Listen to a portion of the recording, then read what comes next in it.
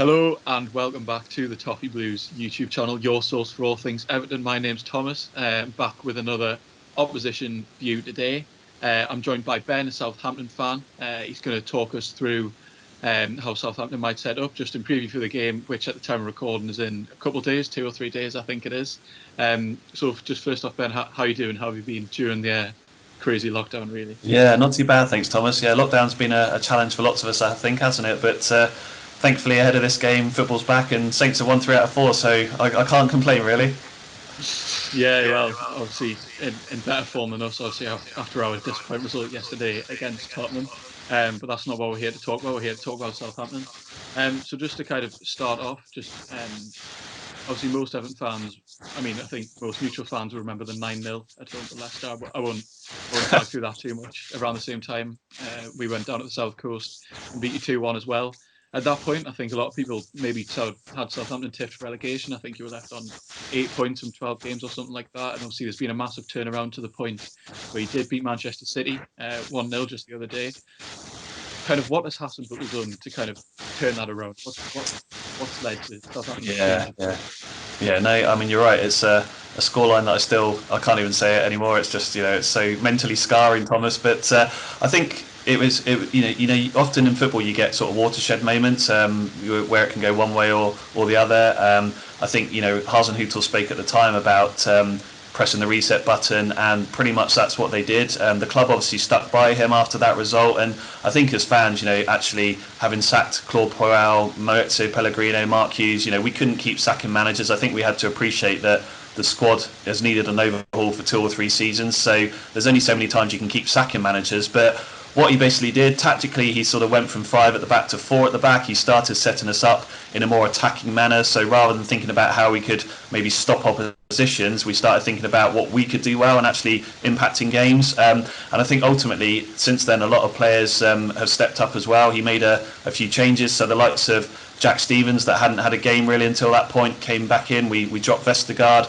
He's probably been one of the real most improved players of the second half of the season. So I think the other thing that he'd started doing, and by his own admission, I think he sort of started to try and maybe overcomplicate things. He was trying players in different positions to see if they could kind of adapt to this sort of European way of playing that he wanted.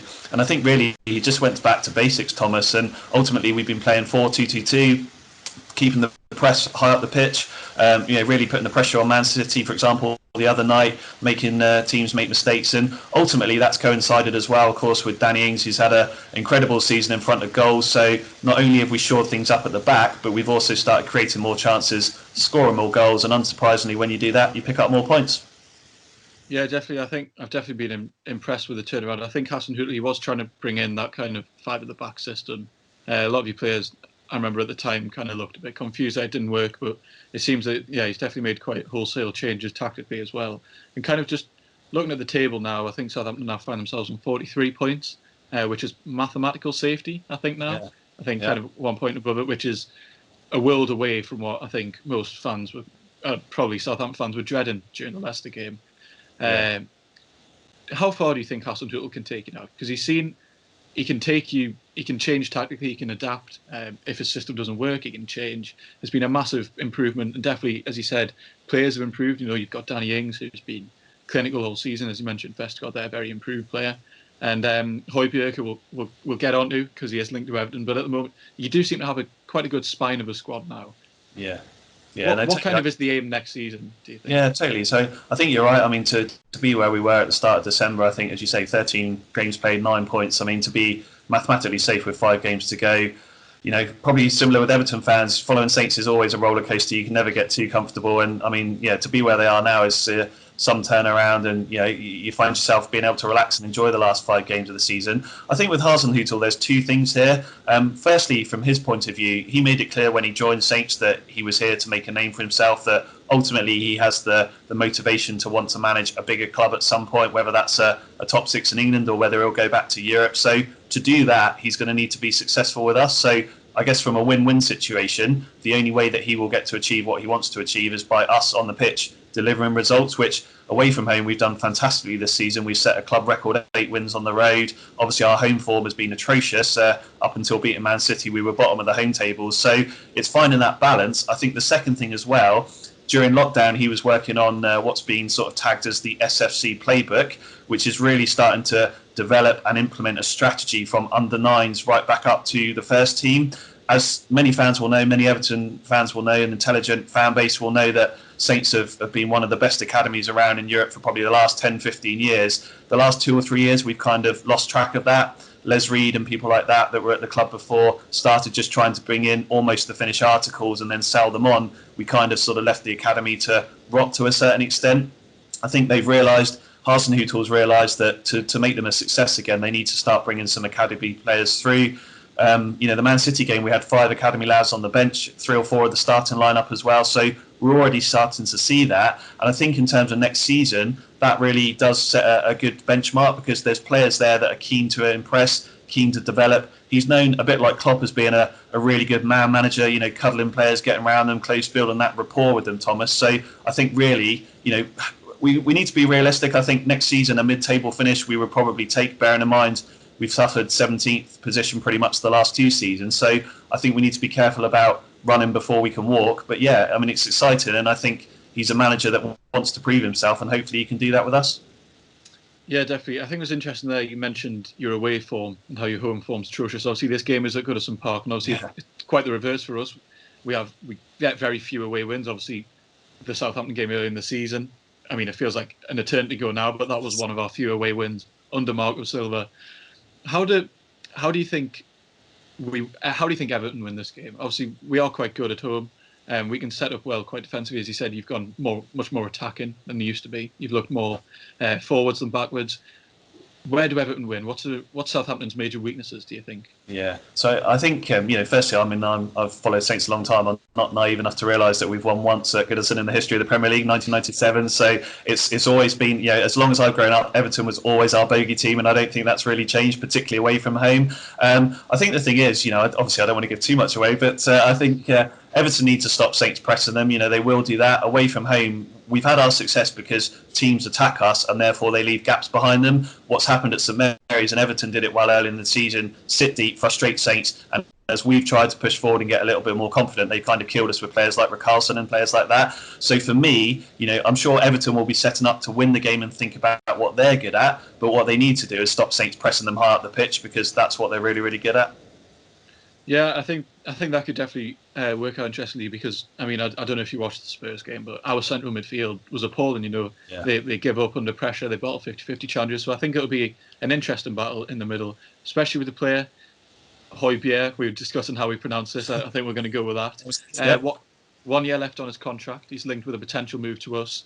From a kind of Southampton fan perspective, is it now kind of this summer you take the money and you reinvest it elsewhere? Do you try and get him to sign another contract, or kind of what's the kind of feel around the club at the moment? Because he's been linked with 35 million, which I think is excessive for a player with 1 year left on his contract. But actually, I'm not sure quite how good he is. What's kind of the Saints' kind of perspective on that? Yeah, so I think it's twofold. I think they will absolutely sell him. Certainly from what I've heard and the people I've spoken to, if they can get the right price for him, he will go this summer. I think he's keen to prove himself at a different level. Again, whether that's Everton, whether that's Spurs, whoever it may be, I think the challenge for us as a club is, of course, he signed up with Pini Zahavi, super agent, about 2-3 months ago. We know what super agents are like. They can smell cash. They want to get a move. And as you say, from Saints' point of view, it's not that he's ever said he wouldn't sign a new contract, but I think they have pretty much given him an ultimatum that this summer he either signs a new contract or they will let him go, because, of course, we can't afford to have players walking out the door for nothing. The 35 million thing, obviously they've quoted that. None of us really know how the transfer market's going to react post-coronavirus, but I think it's like selling a house, isn't it? If you want 450 for it, you tend to stick it on the market at 500 and hope that you can get that. I would imagine that anything north of 20 million for Saints would be a decent return. He's a good player. He's full of energy. He does covers every blade of grass. I was talking to someone else about Everton yesterday, and I sort of said he's a bit like Morgan Schneiderlin when Morgan Schneiderlin left Saints, and they panicked a little bit at that thought. But he's a bit like that. Morgan was a player that when he left Saints would cover every blade of glass, loved putting a tackle in, could put a pass in. So again, he's keen to prove himself, Thomas, and whether he can do that at Everton or Spurs will be interesting to see. But I think both of those teams would get a very energetic player who likes to really sort of wear his heart on his sleeve. Yeah, I think that's quite interesting because obviously we look bereft of kind of energy against Spurs at the time of recording, which was yesterday, and we've definitely needed that kind of presence. So I wasn't really too sure about what kind of a player he is, but if he's going to provide energy, I mean, give them whatever they like. Obviously, because we brought in Gabaman, who was a more defensive-minded midfielder who was kind of meant to be the replacement for Idrissa Gueye. Yeah.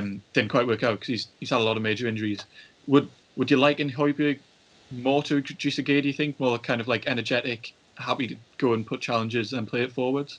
Yeah, totally. I'd say in terms of tackling, I mean, obviously compared to Gueye, he's bigger, he's more physical. Obviously Gueye was quite a small sort of nimble player, wasn't he? So Højbjerg's a lot taller. But yeah, I mean, I think definitely he's someone who is very passionate on the field. He likes to, and he's been a good captain for us. But I think Hasenhüttl absolutely made the right decision to give the armband to Ward-Prowse. If he's not committed to the club, he shouldn't be our captain on the pitch. And we've not missed him the last couple of games. He didn't play against Watford. He didn't play against Man City. I would say that my gut would tell me that if he's linked with Everton, there's a high chance he probably won't play this week. He won't be fit and recovered and all that sort of thing. So we'll wait and see. But I think he is a player that I think Everton fans would take to, a bit like Saints fans have. Yeah, definitely. And obviously, if he was going to play, which we don't think he will, he probably would be quite a danger man for us. A lot of energy in the middle of the park. Obviously, we think he's not going to play. In terms of other danger men, I think there's one name I can definitely think that you probably mention. Who do we, maybe 2 or 3 players that we really have to be like looking out for in this game? So I mean, obviously Danny Ings is the obvious one. He's had a brilliant season. He's a Southampton lad. He wears his heart on his sleeve, and I think for all of us it's been great to see him, touch wood, get through a season without any injuries. Of course, he had 2 massive injuries at that club near you that I won't mention, but it's been really, really good to see him do well. And obviously he's in the race for the Golden Boot, so I'm sure Everton will be well aware of him. I think the other 2 players I'd call out, James Ward-Prowse has had a brilliant season for us, has been playing in the centre midfield. He's played every single minute of every single game for us this season, which is incredible. He scores set pieces, he takes set pieces, so really, really good talent. And the other one is probably Nathan Redmond on the left wing. I'm not sure who will be playing right back for you, whether it will be Coleman or someone else, but Redmond is one of the players that he's got abundance of pace, he's got creativity, he's got goals in him. So I think all of those players will be players that Everton need to keep their eye on. But as I say, I mean, the team at the moment are full of confidence. So from 1 to 11 or 1 to 44 or whatever it is these days, there's a lot of confidence across the team. So I think you could pick any of them out at the moment. Yeah, it's interesting you mentioned Ward-Prowse because he was definitely a name that came to my mind because obviously we've done well scoring set pieces this season, but we've also struggled a lot. And he is a player that, I think he takes your corners, he free kicks, you literally everything, doesn't he?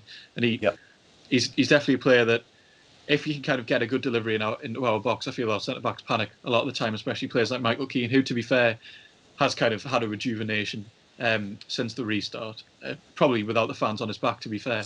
We've kind of discussed kind of the Saints danger men there.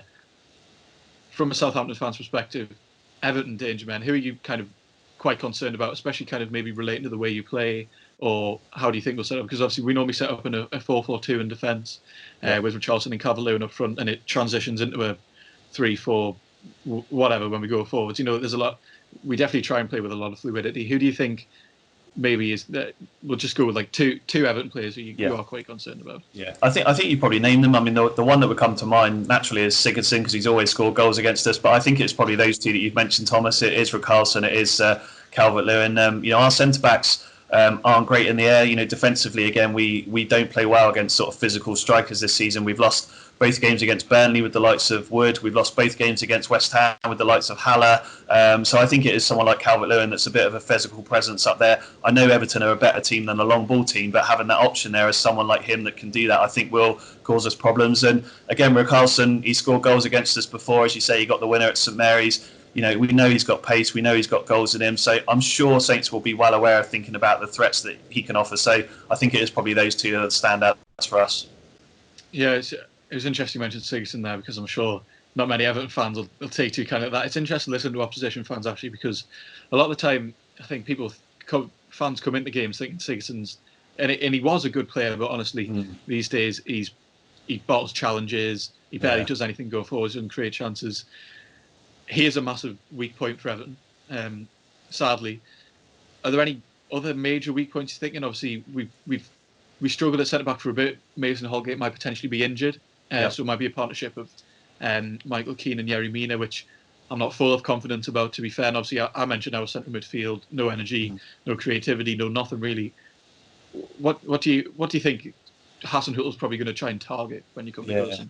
I mean, I think for Saints, all season it hasn't necessarily been because the likes of Danny Ings, he's not a big striker. Shea Adams has obviously come in, and I think he'll probably get a run at Everton because, again, we want to have a look at him. He's obviously coming off the back of that worldie against Man City, so he's full of confidence. But we're not the sort of team that have been bombing down the flanks and whipping crosses in all season. A lot of Saints play goes through the spine and sort of through the middle of the pitch and running into channels and things like that. So I think if we can get Keane and whoever it may be alongside him running towards their goal, I think that's when the likes of Shane Long, he's not a prolific goal scorer, but he's a pain in the backside to defenders. So I think for Saints it's going to be trying to get your back four turning around and running the other way, but as I say, a lot of that will be through the middle of the pitch rather than down the flanks. And again, I mean, Everton have been a hard watch for neutral fans this season. I think every time it's felt like you've been on a bit of a run, it then sort of goes backwards, as you say, with the away form. But I think I've always been a massive fan of Jordan Pickford, but again, it'd be interesting to get your view. It feels like he's had a bit of an up and down season as well. And I think if we can, get in shooting range, again, he's not been as maybe as good as he has been this season. So I think, I fancy Saints to score. Whether they can win the game, I don't know. But I think the good thing at the moment is, whilst it has been a bogey ground, I think Everton will cause us as many problems as we'll kind of cause Everton. So that's a good sort of balance from our point of view. Yeah, interesting you mentioned Pickford there as well, because obviously the last two games, he's had two absolute howlers that luckily haven't quite led to goals, but obviously, but I think it'll be interesting now because I think the way Southampton play, as you said, kind of coming through the middle, possession kind of play, I think Pickford actually does better in that kind of situation because he's quite good at getting down low, reflex saves. He struggles more when the ball's in the air. He just seems to make daft decisions. And as you said, if you're not going to play crosses, obviously quite a small strike force all in all for Southampton. So I think if there was ever a game that would actually favour John Pickford, touch wood, I think it would probably be this one, if he's not having a think. But obviously the set pieces are a major problem. Often we've looked at them and thought, does he know how to set up from a set piece? Obviously, there's been a couple of free kicks that have kind of snuck in, or he's made the wrong decision in going for the ball, which is a massive worry. And obviously, I think it'll be tricky if you kind of Everton looking at this game because obviously you do play quite a possession-based football going through the middle, but then the danger of the set pieces from James Ward-Prowse, you kind of have to set up from everything here, which I think Hasenhüttl's done quite well to implement. And I don't know if you like making predictions. But do you have any score predictions just before we end off here?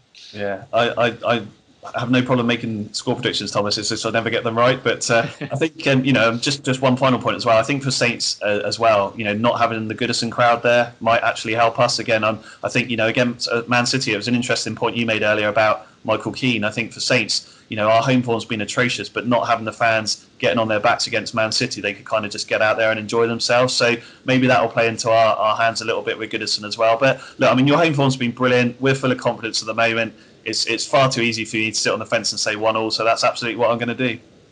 So you think 1-1?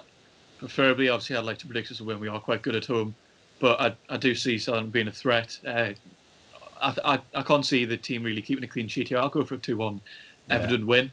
And obviously, as always, we ask a non-football related question. Past couple of weeks or past couple of days, it's basically been in this schedule. We've been asking about pineapple on pizza. It's clearly been far too controversial, so we're not going to ask it here. So don't worry, I won't let you get crucified in the comments. What's your favourite film? I think this probably says a lot about my personality, Thomas. I've probably got two that are my favourites of all time, which, again, I'm not sure how this will go down with your viewers, but it's probably Dumb and Dumber and Happy Gilmore. They probably sort of match in terms of my intelligence, I think. But I could sit and watch those and laugh at them for days, I think. So yeah, those two, I probably couldn't split them. Well, there you have it. So thank you very much for coming on. Anyway, that was very interesting to hear. Obviously, we'll leave all of Ben's social media. It'll all be in the description. It'll be below his face. I never know which side it is. It's one of these sides. So thank you very much for watching. Thank you, Ben, for coming on. Obviously, I'm sure let's all hope for an Everton 3 points in a couple of days. And thank you for watching again, and goodbye.